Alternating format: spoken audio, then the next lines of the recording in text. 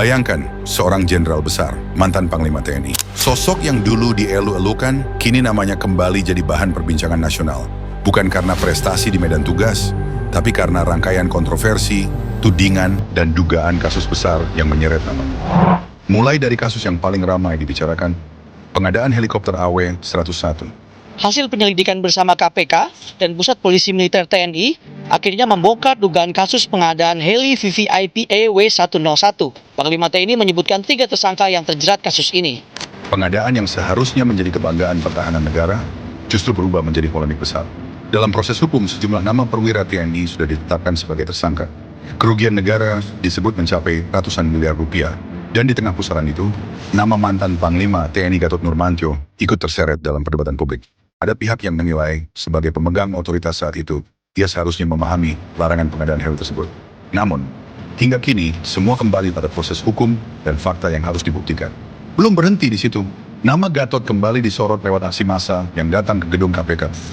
Mereka menuntut penuntasan dugaan ketidakberesan program cetak sawah senilai triliunan rupiah saat Gatot masih menjabat. Program besar yang digadang-gadang jadi solusi ketahanan pangan justru dinilai penuh kejanggalan oleh sejumlah pihak.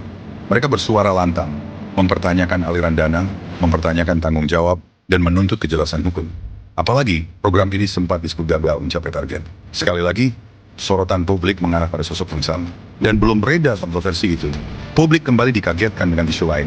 Klaim kepemilikan rumah super mewah yang disebut berada di kawasan Sentul. Dengan nilai fantastis hingga ratusan miliar rupiah dan luas yang kabarnya mencapai 6 hektar.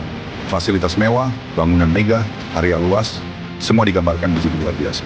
Namun ketika dibandingkan dengan laporan harta kekayaan penyelenggara negara tahun 2018, angkanya jauh berbeda. LHKPN mencatat kekayaan sekitar 26 miliar rupiah, tak sebanding dengan nilai aset yang diklaim publik. Pertanyaannya pun menggantung, mana yang fakta, mana yang sekadar isu. Inilah potret kompleks dari seorang tokoh besar bangsa.